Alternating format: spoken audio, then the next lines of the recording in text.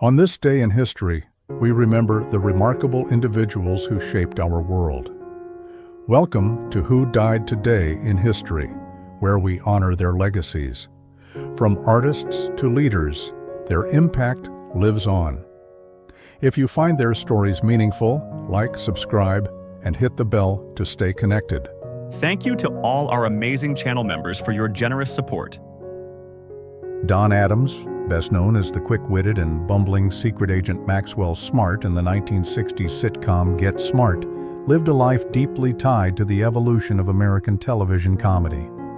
Born Donald James Yarmy in 1923, Adams not only entertained audiences with his iconic catchphrases, but also helped redefine satire at a time when spy thrillers and Cold War anxieties dominated popular culture. His death on September 25, 2005, at the age of 82, came after a prolonged battle with lymphoma and a lung infection. Passing away from natural causes tied to illness, his death reflected both the inevitability of aging and the quiet dignity often afforded to beloved entertainers whose legacies had already been cemented in public memory. Adams's death came at a time when nostalgia for classic television was thriving. The early 2000s had seen a resurgence of interest in mid-20th century pop culture, and Get Smart had already been revisited through reruns, a short-lived revival series in the 1990s, and eventual plans for a feature film adaptation. His passing underscored the generational shift as audiences who had grown up watching him were now reflecting on the golden age of television comedy.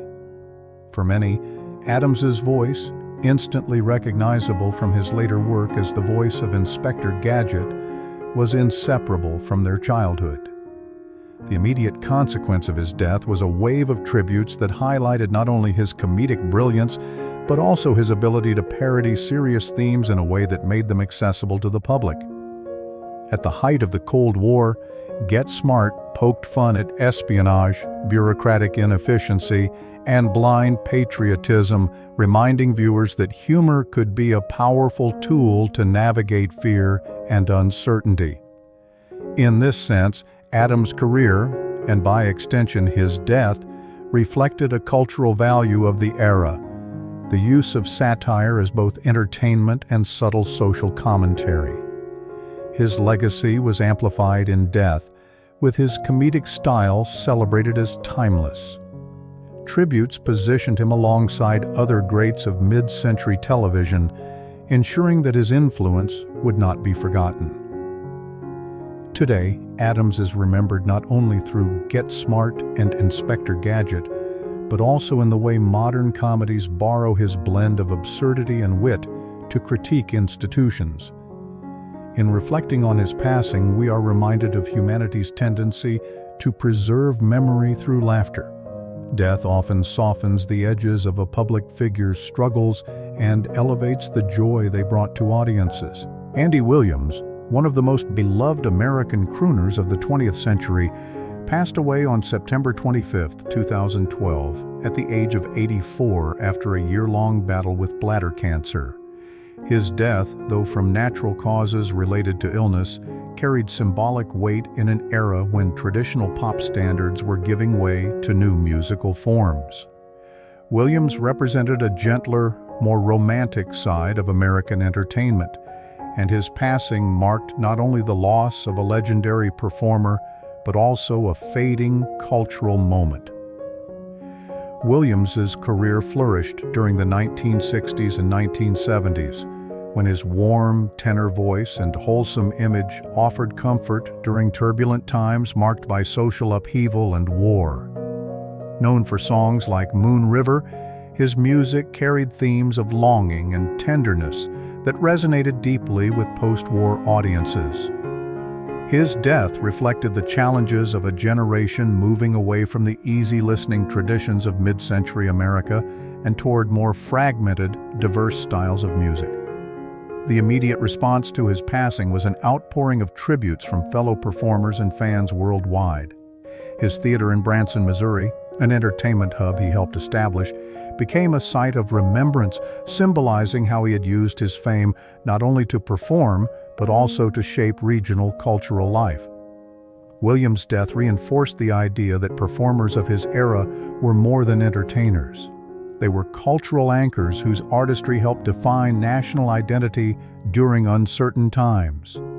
In death, Williams's legend grew, particularly around his association with Moon River. The song, already immortalized by its use in Breakfast at Tiffany's, became a symbolic anthem for his legacy. His voice, instantly recognizable, reminded listeners of a time when music was built around melody, sincerity, and emotional accessibility. The fact that his popularity extended over decades underscored his ability to transcend shifting trends, and his death highlighted the fragility of such enduring voices in modern culture. Williams's passing reminds us of humanity's deep need to preserve beauty against time's erosion. We immortalize figures like him not through monuments alone, but through the songs that continue to be sung, the records replayed, and the memories passed down through families. His story reveals how mortality transforms performers into timeless cultural touchstones, ensuring their art continues to echo long after their voices fall silent. Mary Astor, one of Hollywood's brightest stars of the Golden Age, passed away on September 25, 1987, at the age of 81 from respiratory failure. Her death, natural and quiet, stood in stark contrast to the turbulence that defined much of her life and career. Known both for her memorable roles and her very public scandals, Astor's passing invited reflection on how Hollywood's stardom of her era was shaped by both brilliance and controversy. Astor rose to prominence in the 1930s and 1940s, starring in films like The Maltese Falcon, where her role as the mysterious Bridget O'Shaughnessy cemented her as one of the defining actresses of film noir. Yet her private life often mirrored the pressures and contradictions of a changing American society. The infamous 1936 Astor diary scandal, in which intimate details of her affairs were exposed during a custody battle, shocked the public, but also underscored the era's tension between traditional morality and Hollywood's freer, though carefully veiled, private world. Her death reflected the fate of many Golden Age performers, once commanding international attention, later fading into relative obscurity as Hollywood reinvented itself with new stars and genres. By the time of her passing, Astor had long since retreated from the spotlight, publishing novels and reflecting on her past in memoirs. The immediate consequence of her death was a wave of remembrance from film historians and classic cinema enthusiasts who saw her as a survivor of both Hollywood's glamour and its pitfalls. Astor's legend was not necessarily amplified by her death, but it did reaffirm her position as a symbol of the contradictions of stardom, talent entwined with scandal, brilliance shadowed by personal struggle. Her performances, especially in The Maltese Falcon, ensured that she remained a permanent figure in the study of American film, her artistry surviving well beyond the sensational headlines of her private life. The story of Mary Astor's life and death reflects humanity's complex relationship with memory and legacy. We often immortalize such figures not only through their art, but also through the narratives, sometimes tragic, sometimes triumphant, that surround them. In Astor's case, her films continue to breathe life into her name, reminding us that while mortality claims the individual, art remains an enduring echo. David McCallum, the Scottish-born actor and musician, passed away on September 25, 2023, at the age of 90 in New York City from natural causes. His death marked the end of a career that spanned nearly 7 decades and reflected the enduring values of adaptability, creativity, and resilience in the entertainment industry. Unlike many figures whose deaths were sudden or tragic, McCallum's passing was serene and emblematic of a man who had managed to reinvent himself across generations, from Cold War heartthrob to beloved television patriarch. In the 1960s, McCallum rose to international fame through his role as the enigmatic Illya Kuryakin on The Man from U.N.C.L.E. At the height of Cold War tensions, the series represented not only entertainment, but also a reflection of contemporary anxieties and aspirations. The possibility of cooperation across political divides, even if only on screen.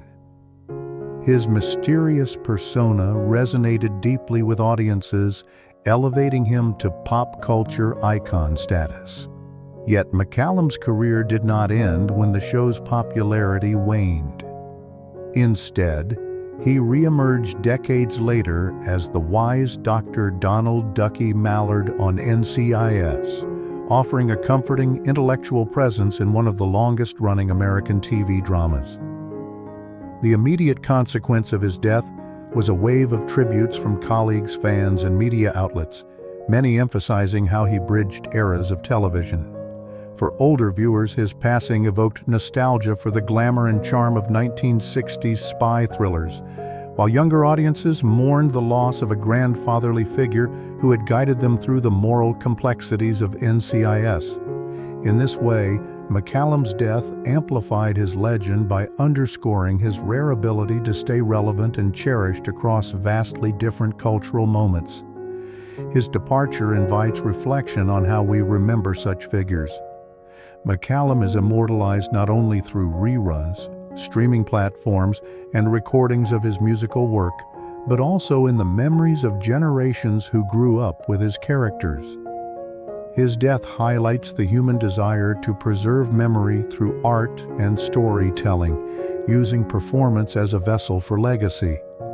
Ultimately, McCallum's life and passing remind us that while mortality ends a career, it often cements a legacy, transforming an artist into an enduring symbol of continuity in an ever-changing cultural landscape.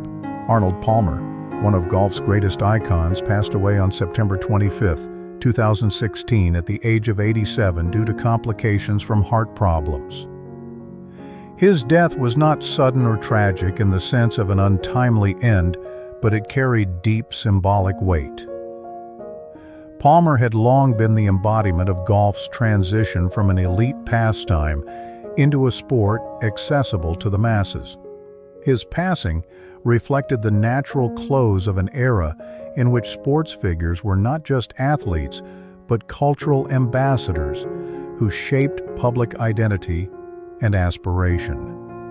Palmer rose to prominence in the 1950s and 1960s, coinciding with the explosion of televised sports. Known for his powerful yet unorthodox swing, his charisma, and his ability to connect with everyday fans, he became the first true golf superstar in the age of mass media.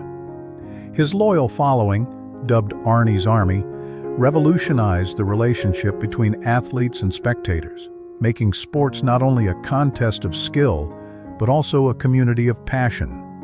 The immediate aftermath of Palmer's death was a wave of tributes across the sports world. Fellow golfers, world leaders, and fans alike mourned his passing, with Jack Nicklaus and Tiger Woods both acknowledging that Palmer had paved the way for their own careers.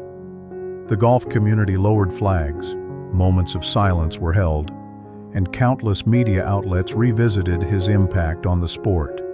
His death amplified his legend by reminding the world that Palmer was more than a champion. He was the architect of golf's modern popularity. Without him, the commercial boom that allowed tournaments, endorsements, and televised events to flourish might have come decades later, if at all. Palmer's death also underscored how sports figures become vessels of cultural memory.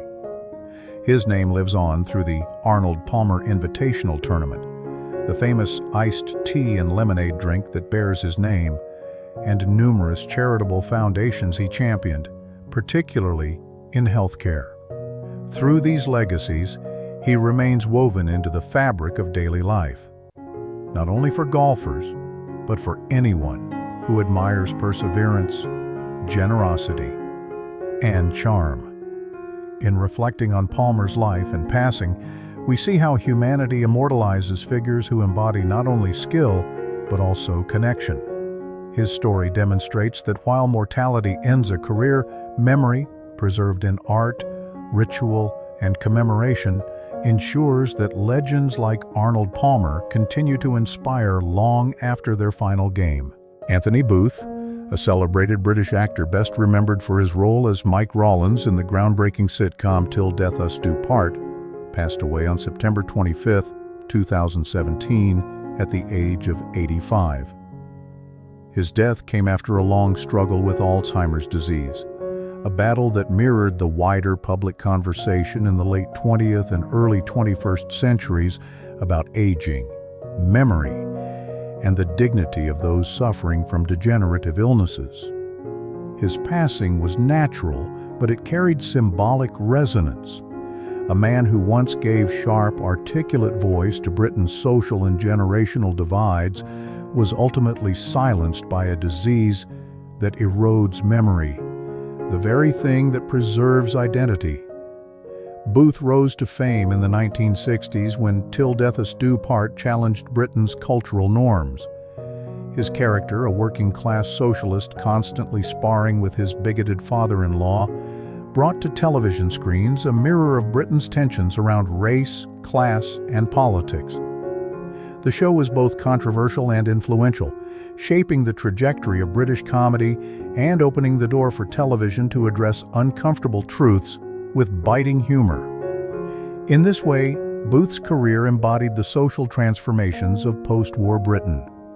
The immediate consequences of his death were heartfelt tributes, not only from the entertainment industry, but also from those who remembered his role in Britain's cultural evolution. For many, his passing was overshadowed by his familial connection. He was the father-in-law of former Prime Minister Tony Blair, but this too amplified his legend.